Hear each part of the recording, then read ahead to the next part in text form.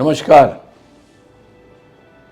आज मैं फिर एक कहानी लेकर आया हूँ।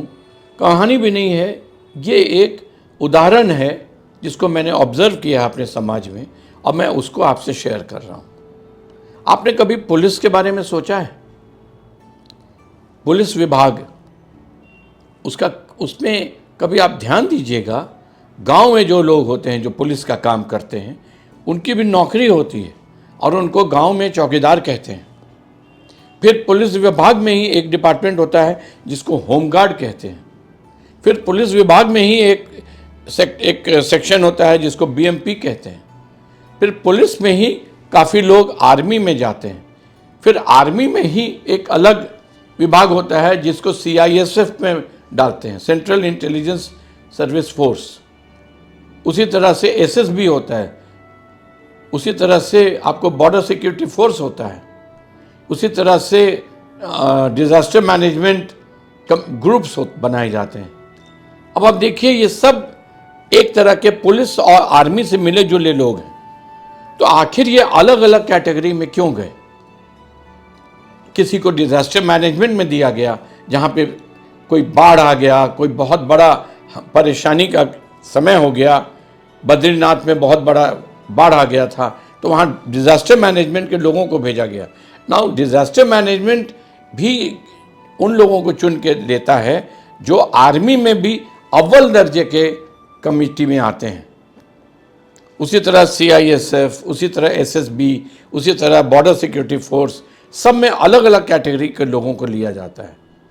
हमारे समाज में भी, हमारे शहर में भी होमगार्ड भी होते हैं, बीएमपी भी होते हैं, पुलिस वाले भी होते हैं।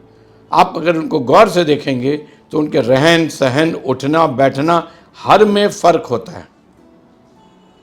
आर्मी की तो बात ही छोड़ दीजिए, मैं आपको बता रहा हूँ पुलिस डिपार्टमेंट में भी इतने कैटेगरी बनाए जाते हैं उनकी क्षमताओं पे।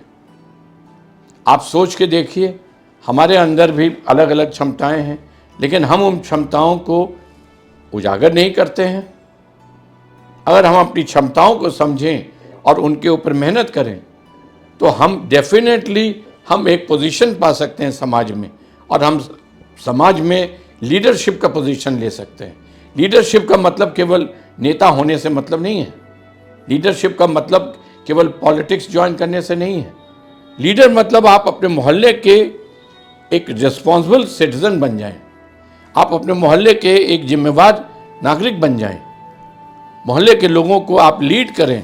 कोई भी चीज़ हो, परेशानी हो, उसको कैसे, जैसे एक छोटी सी बात है, जैसे मोहल्ले में लोग एक जगह कचरा नहीं फेंकते हैं, जगह जगह फेंक देते हैं। अगर हम में से कोई आदमी इस बात के लिए उठे, खड़ा हो और 10 लोगों को मिल के बात करे कि चलो हम लोग मिल के एक जगह कचरा फेंकेंगे और कॉरपोरेशन में बात करेंगे और वहीं से कचरा उठ के जाएगा और उसका प्रबंधन हो जाएगा, तो क्या इसके लिए कोई सरकारी समिति की ज़रूरत है? क्या हम अपने मोहल्ले की जिम्मेवारी नहीं ले सकते हैं? क्या हम अपने समाज की जिम्मेवारी नहीं ले सकते हैं?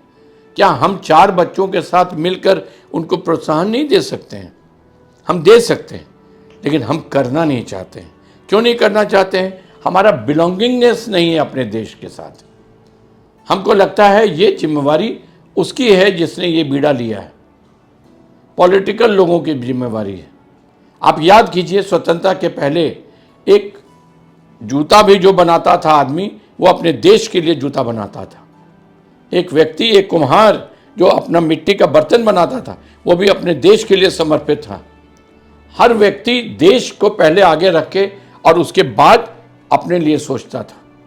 लेकिन आज जिसका भी प्रभाव मानिए, गुलामी का प्रभाव हजारों साल का रहा, उसका मानिए, या हमको अंदर से तोड़ दिया गया किसी भी तरह से मजाक बना करके, उसका मानिए, लेकिन आज हम में से बहुत कम लोग हैं जो आगे बढ़ के जिम्मेवारी लेने को तैयार हैं।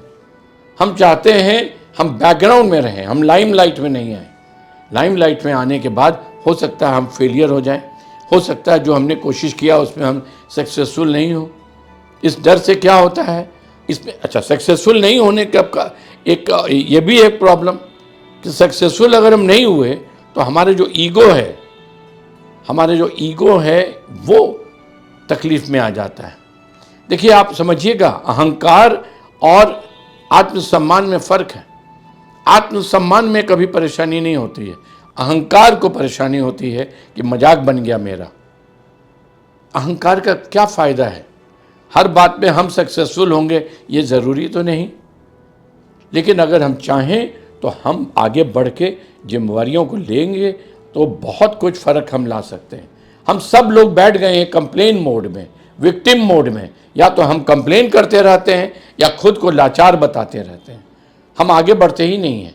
हमको चाहिए हमेशा कोई जयप्रकाश नारायण जो हमको बोले आओ। हम अगर बने तो हम क्यों नहीं बन सकते? हमें वो क्या गुण नहीं है जो जयप्रकाश नारायण में थे और बाकी लोगों में हैं? हमें वो गुण नहीं है, ऐसा तो नहीं है। हम अपने आप को नीचा समझ के ही बड़े हुए हैं, हम अपने आप को कमज़ोर समझ के ही बड़े हुए हैं। अब आप इसमें आइए, थोड़ा 1 मिनट बात कर लेते हैं कृष्ण के ऊपर। कृष्ण के जन्म से कहानी उठाइए। जब कृष्ण का जन्म हुआ उसी समय से उनको मारने का इंतज़ाम चल रहा था। कृष्ण के जन्म होने के बाद 2 साल 3 साल की उम्र में उनके ऊपर कितने सारे आक्रमण हुए। उनके अपने खुद के मामा ने किया, कंस ने कराया। कृष्ण जीवन भर जूझते रहे आक्रमणों से, परेशानियों से। 12 साल की उम्र में उन्होंने कंस का वध किया। उसके बाद भी वो जीवन में युद्ध में ही पड़े रहे, कभी इसका युद्ध कभी उसका युद्ध। और कृष्ण को आप एक बार देखिए, पढ़िए, सुनिए, जानिए, कृष्ण कभी भागे नहीं।